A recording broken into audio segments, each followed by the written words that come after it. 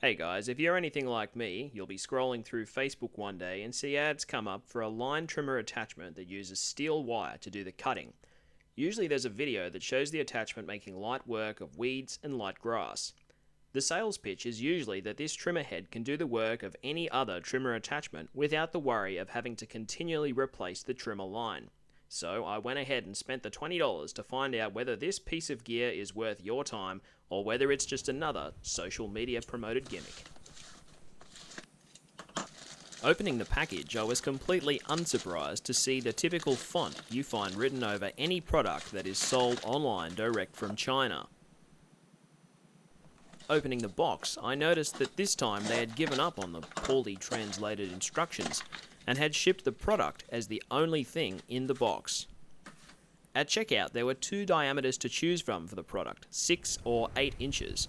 I went with the smaller head as I thought that would make it easier to get into tight spaces for a cleaner trim. It's worth pointing out that I'm currently working with a Ryobi line trimmer. I started by removing the plastic flail attachment I had been using for heavier work. It quickly became apparent though that the supplied cutting disc would not easily mount up to the shaft. I had one spacer off of the old head that could locate and center the new product, but nothing that I could screw from below to securely attach it. As with much of life, I also didn't have any washers lying around that could do the work, so set about crudely fashioning something to do the job.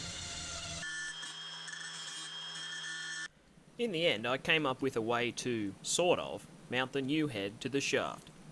Don't think about that too much. The problem is though, is that straight away the product fails at doing what it was advertised to do.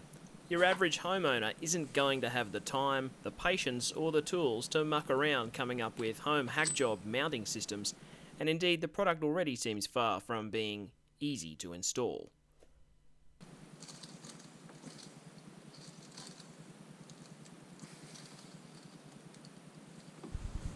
So, after already spending more time on this project than I'd wanted, it was finally time to get outside and put the claims to the test.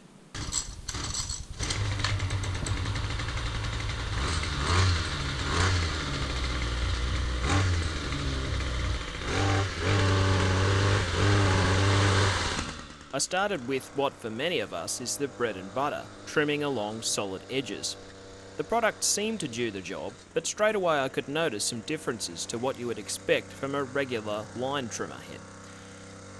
The mass of the steel makes your little two-stroke engine work a lot harder to get the thing spinning. The law of inertia, mind you, would make you think that once it's going, but I found it had a tendency to want to bite into the ground or into the grass, and that would result in kickback I wouldn't expect from something lighter. If you're running a whippersnipper or brush cutter with bull bar type handles which allow you to get good lateral grip, I could see how you could control that, but on the model that I have and most of us have, it's going to take some time to really work against that. The next test was having a go at trimming some oregano that over the years has taken upon itself to grow out of where it's supposed to be. You can see from the footage that I can, with a bit of inventiveness, get it down eventually, but I can tell you that the regular string trimmer head would be doing a much better job of this.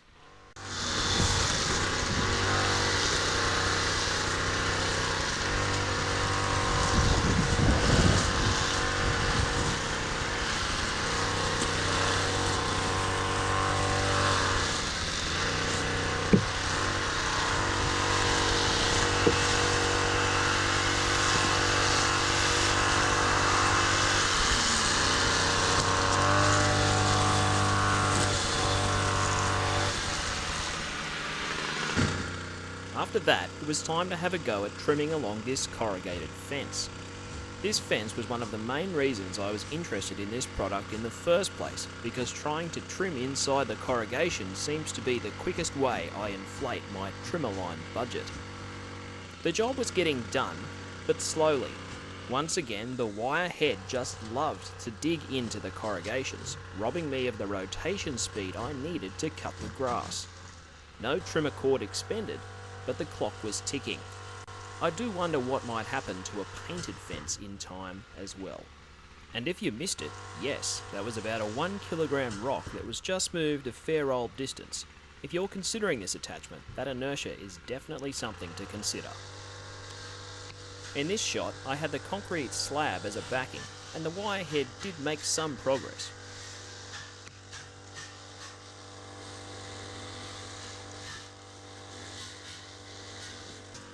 But then, when I had to cut along this piece of aluminium that used to support a sliding door, and which I should probably remove, the progress was slowed. By this point, I was thinking that 2 strands of thicker, braided cord might be a better overall solution to my needs than this online supposed marvel.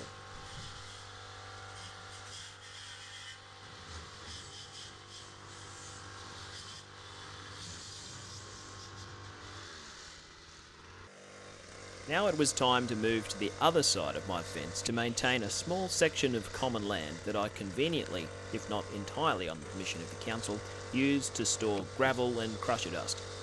Over time, the native grass likes to grow over this, and trimming it back with a line trimmer will eat the cord up very quickly. With the wire head, the grass was somewhat tamed, but as you can see, my gravel was also flung around with reckless abandon.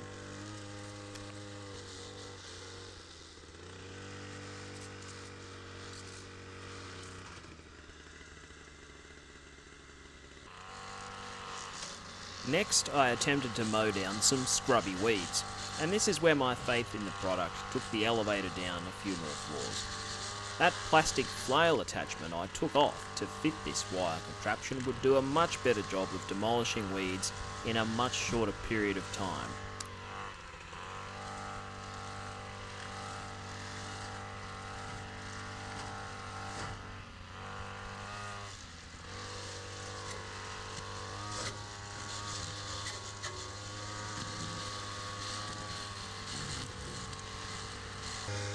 Next, when I tried to slash down a small embankment, I really only succeeded in getting everything tangled up.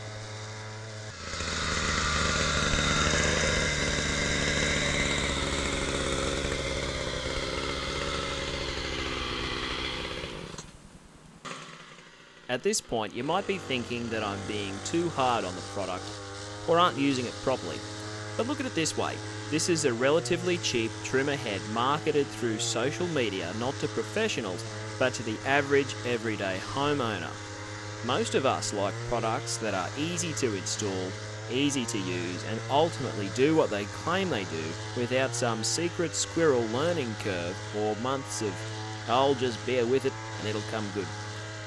Like me, you might be considering buying this product because you like the idea of a trimmer head that will work just as well as your string line, but with the rock solid durability of, say, a metal brush cutter head that you would never use as an edger. This product lasted through my exploits today, and I'd hazard to guess it will see out the test of time, but really that's because it will be sitting unused on a shelf in my shed. Because as far as a grass and brush cutting implement goes, it's just not very good. Just to finish up, I'll show a few shots of attempting to trim down the edge of this concrete pad, as this is what's shown in the ad that you see on social media. I can understand how this product might have a specific purpose to remove weeds from between pavers, but green grass as shown here doesn't seem to get trimmed out as easily. And once again, the humble trimmer line does a better job. Lastly, maybe here's a use after all, resurfacing concrete.